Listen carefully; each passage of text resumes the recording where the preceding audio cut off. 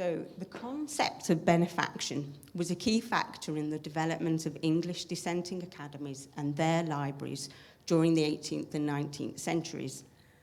Subscribers to these academies wished to support burgeoning dissenting communities, particularly in the populous manufacturing regions of the north of England, by training increasing numbers of male students to become local ministers. And academy libraries were of critical importance to the education of these ministerial students.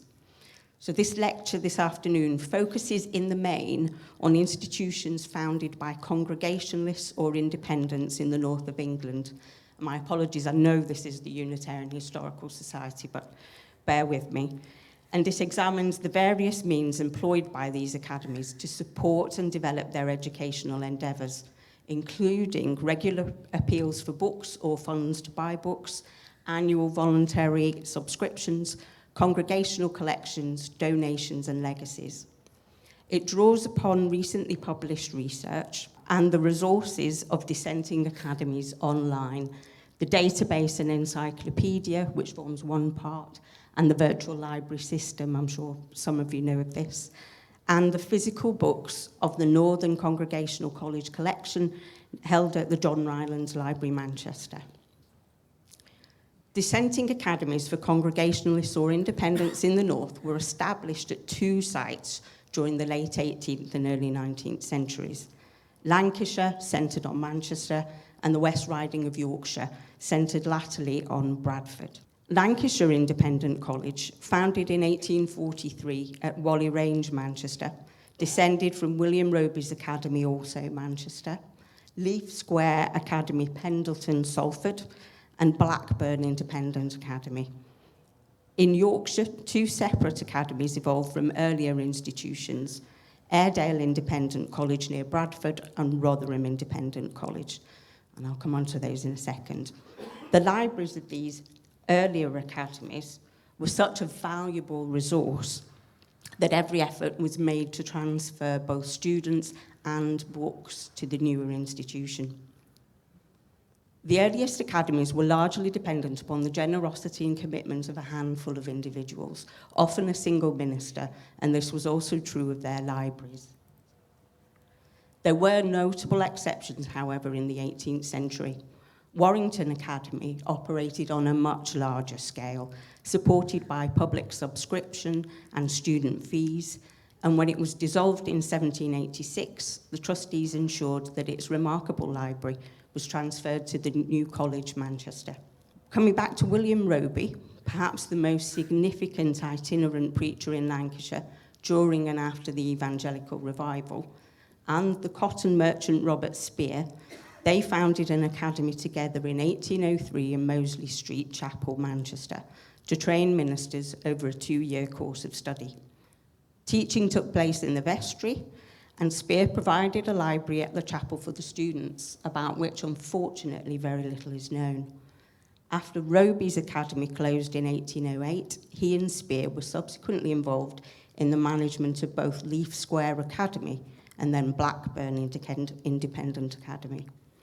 On the other side of the Pennines, James Scott, formerly the minister at Tockles, Blackburn, founded an academy initially based in his home at Millbridge in Heckman-Wyke, when an apparent, quote, cloud of Socinian darkness was spreading over the northern counties, according to the Northern Education Society. On his death in 1783, the students' books and apparatus moved to Samuel Walker's Academy at the Manse in Northam, south of Bradford. Alas, this academy closed in 1794, and the remaining students were sent to Idle, northeast of Bradford, to be tutored by the Reverend William Vint, where they had use of his extensive library. But after a period of some 4 years without a formal academy in the area around Bradford, an arrangement was made with William Vint and an academy founded in premises owned by Idle Upper Chapel. At Airedale College, as it would become known from 1826, the students had access to Vint's library, but only until his death in 1834, and also the Academy's own collection of books. Interestingly, however, The library at Northrham was acquired by a different committee, that of Rotherham Independent Academy, as early as 1795, enabling a sister institution to develop in the northeast of Sheffield. Now, as the population of the northern manufacturing towns grew rapidly during the first half of the 19th century, so too did dissenting congregations already fueled by the evangelical revival. New places of worship were founded, and these required qualified ministers. And in 1840, the Congregational Magazine estimated that 2,000 educated ministers were needed to sustain the churches in England and Wales and to take up any missionary activity at home and overseas. In 1838, the directors of Blackburn Academy had referred to a, quote, growing deficiency in the means of religious instruction due to the rapid rise in population in Lancashire, but they were pleased to note that 6 new congregational chapels were planned in Manchester. And so from the early 19th century onwards, academies in general, dissenting academies in general, became more formal institutions, frequently housed in purpose-built structures rather than accommodating in existing chapel buildings or rooms in a manse. And they had organising committees, several tutors, and increasing numbers of students. This inevitably led to greater knowledge demands on the libraries. And the libraries of the Northern Congregational Academies specifically, but I think this was true of all academies, were developed, some more successfully than others, through dual benefaction strategies. Active acquisition, by which sponsors provided financial assistance to allow tutors or indeed committees to buy the books deemed necessary for the student's education, and passive acquisition, by which donors presented volumes of their own use for a number of reasons, and on an occasion, entire libraries for the Academy's use.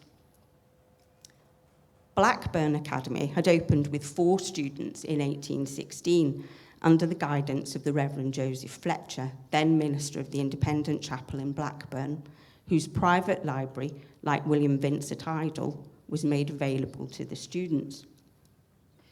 By 1837, so some 20 years later, the year when its committee agreed a sum of £50 for the library to spend on books, and recognising the library's deficiencies, drew up a lengthy list of books most desired, desiderata. It had some 15 students, and in the years following 1837, the Reverend Gilbert Wardlaw, theological tutor and president, was granted smaller sums to purchase books for the library in preparation for its move to Manchester. 3 significant supporters of and donors to Blackburn Academy, and I think you'll know some of these, the Reverend Dr. John Clooney, the Reverend Dr. Thomas Raffles, and George Hadfield, were centrally involved in its successor institution, Lancashire Independent College. George Hadfield was a Manchester-based lawyer who helped frame the Dissenting Chapels Act of 1844. He was involved in the Lady Hewley case for many, many years as well. And he later served as MP, Liberal MP for Sheffield between 1852 and 1874. He was a subscriber to Blackburn Academy, often giving the largest single amount of around about £10 in successive years. He was its treasurer for 11 years and a donor of significant sums and books to both Blackburn Academy and Lancashire Independent College. 2 volumes, previously owned by George Hadfield and donated by him to Lancashire College, are recorded in the Virtual Library System, or the VLS. This one, that I think you'll know, is a sermon by John Chorlton, then minister for the Manchester Presbyterians, and it's The Glorious Reward of Faith, published in 1696. And it's bound together with another book, James Conningham's Sermon, given at Chorlton's interment in 1705. So that's the Everlasting Priest. And it was previously owned by Dorothy Diggles. And you can see the signature, I think, here, just here on the left, who's a member of Cross Street Chapel. And then that's George Hadfield's signature in the top right. And I think it's the 7th of August, 1826. John Clooney ran Leaf Square as a private venture once the Academy itself was dissolved in 1813. He donated a number of valuable books to Blackburn Academy, where he was the secretary, and the 3 biblical commentaries with Blackburn Academy bookplates on the VLS were gifted by Cluny in 1816 and then transferred to Lancashire later. The significant factor about Cluny is, though, that in total he donated 770 volumes to Lancashire College in 1843. Quote, many of them much needed and of great value. Thomas Raffles, who I think you will know, was a member of the General and Examining Committees of Blackburn Academy, later a trustee and chairman of the Committee of Lancashire College, and in 1861 he donated his testimonial fund to the library at Lancashire College, facilitating the development of the so-called Raffles Library, and he bequeathed numerous volumes to the same. But despite the efforts of these key men, and particularly those of George Hadfield as treasurer, the financial fortunes of Blackburn Academy had always fluctuated, and moreover, the pressure to accommodate more students in premises clearly unfit for purpose was coupled with an awareness that a new purpose-built collegiate building, more conveniently sited, would resolve many of the issues. And so with the support of its subscribers and local congregations and Hadfield's persuasiveness, in 1840, the committee decided to transfer the academy to Manchester. Hadfield opened a subscription for a new college with a personal donation of £1,000. And that's the college building. On the occasion of Hadfield's address to mark the laying of the foundation stone in 1840, Hadfield further challenged those present to increase their subscriptions in order to raise the additional £10,000 needed, quote, to open the institution well provided with all necessary supplies of furniture, library and apparatus, pledging another £1,000 if the remaining balance could be raised, which it duly was.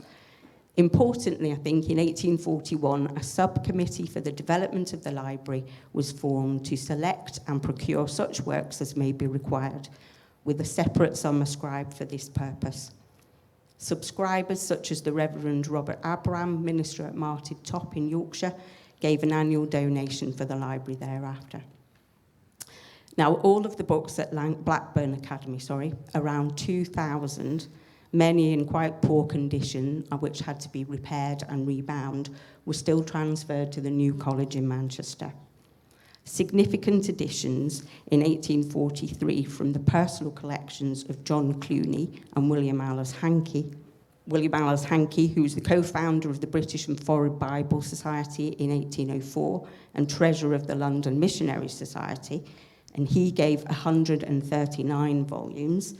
Mrs. Ellaby, who was the wife of the Manchester printer, bookseller and binder William Ellaby, gave 60 volumes of a collection of old divinity amassed by her late husband, doubled the size of the library.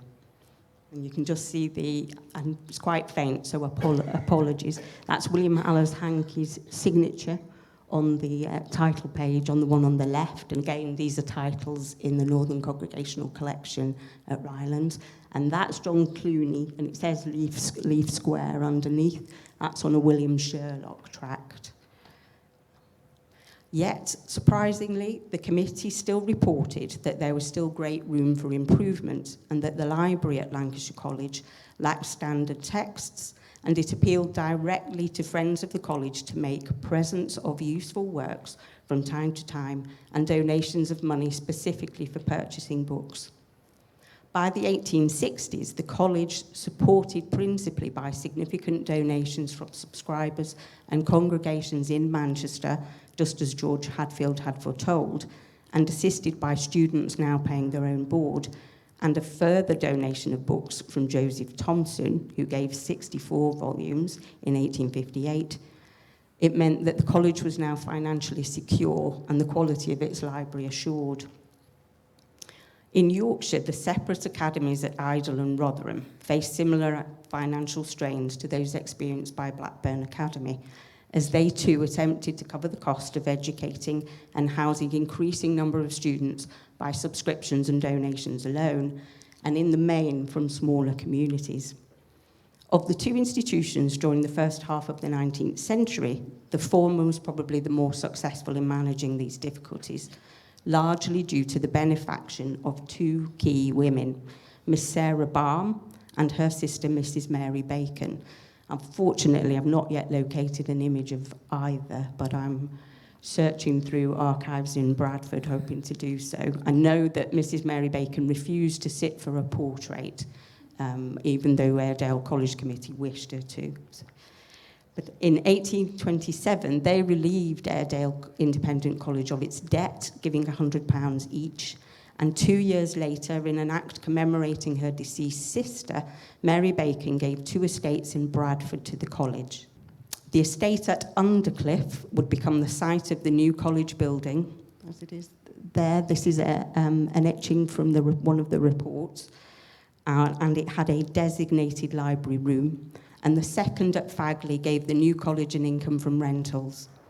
In 1844, the struggle to cover its yearly expenditure led Airedale College to admit fewer students, and Mary Bacon to donate a further £8,000 for its maintenance in the following year.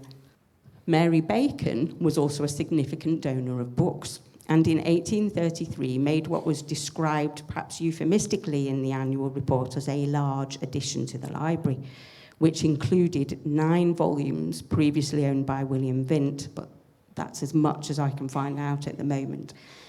Vint's valuable books were not bequeathed to the college library, and without his collection, it meant that Airedale Library held fewer than 1,000 inadequate volumes, and this prompted the committee to appeal directly to its supporters for donations akin to Mrs. Bacon's, ideally purchases from William Vint's library as they came up for sale.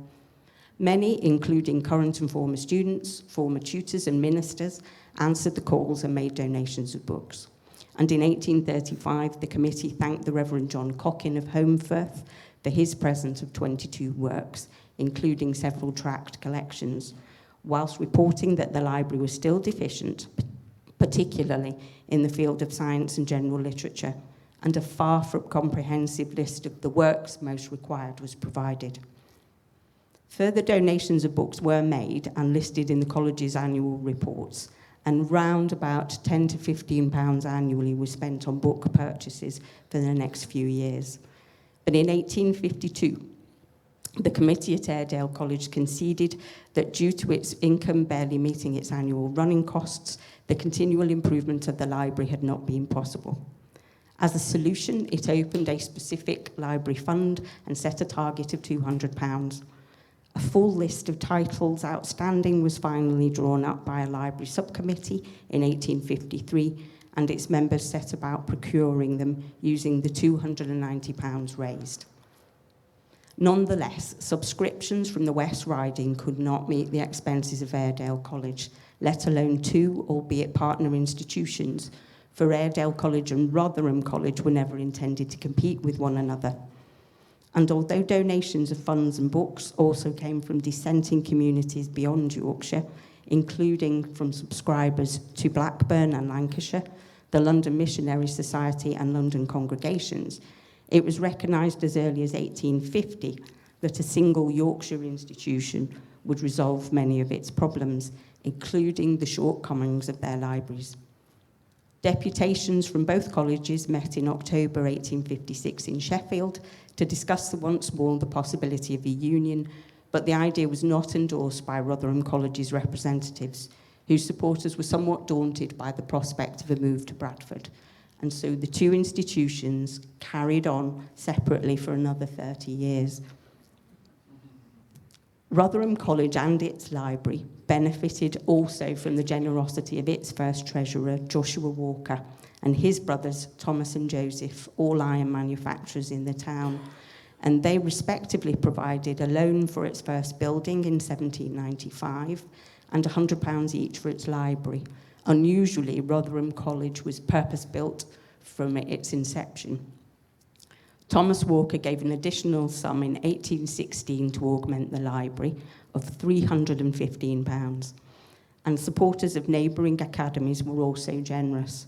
William Alice Hankey, who gave the significant donation of books to Lancashire in 1843, was a subscriber, a frequent donor of funds to Rotherham and its London treasurer. The Reverend Walter Scott, theological tutor and president of Airedale College, Samuel Brooks, cotton manufacturer, who had offered part of his estate in Withington for Lancashire Independent College, and, of course, George Hadfield were all subscribers and donors. And yet Rotherham's committee could not maintain the financial security of the college longer term. In 1844, members reported that income was still not equal to its annual expenditure, despite liberal donations and subscriptions from individuals and congregations. The college also acknowledged it was a far smaller institution in comparison with Lancashire College and Spring Hill, Birmingham, but it remained optimistic that its situation in Rotherham, now close to the railway line, and the funds it anticipated from its forthcoming 50th anniversary celebrations in June 1845 would prove transformative. And in 1847, the committee recommended that an active subcommittee was formed to address the shortcomings of the library. The college's financial prospects did indeed improve significantly as a result of the Jubilee Appeal, and this had a corresponding effect on its library holdings. Donations of books came from former students and from the University of London, with whom it was now incorporated, and some funds were set aside for book purchases. In 1855, the daughters of the Reverend Samuel Barber, an alumnus of Rotherham himself, donated 130 volumes for the library and for the students. 3 years later, however, the committee again declared that its pecuniary support did not meet the college's expenditure, and it appealed for, quote, special contributions of money or books towards enriching the library, which is at present greatly deficient in works on modern science and general literature. A list of essential titles for the library was finally offered and appended to the annual report of 1859, and it included not only many biblical and theological works, but also William Hamilton's Lectures on Metaphysics and Logic, the first volume of which was just published in 1859, and Charles Lyell's seminal Principles of Geology. So of the Northern Congregational Academies, Lancashire College proved far more adept during this period at active acquisition for its library. Blackburn College's list of books in 1837 provided the initial guidance for donors of books. The recognition that specific funds must be set aside and raised for the library if the new college were to offer a broad and superior education was acted upon at the outset at Lancashire, and a committee tasked with its oversight. Nonetheless, for every useful book gifted to Lancashire, and indeed the Yorkshire colleges, there may well have been numerous passively accepted that were of little use, as the students at Rotherham alluded to in 1849, when they complained they were insufficiently prepared to take their degrees at the University of London because tutors were overstretched and the library's holdings were inadequate. The colleges at Airedale and Rotherham delayed taking the strategic decision to merge for much of the 19th century, and in so doing, perhaps, prolonged their financial woes and the shortcomings of their separate libraries. Thank you very much.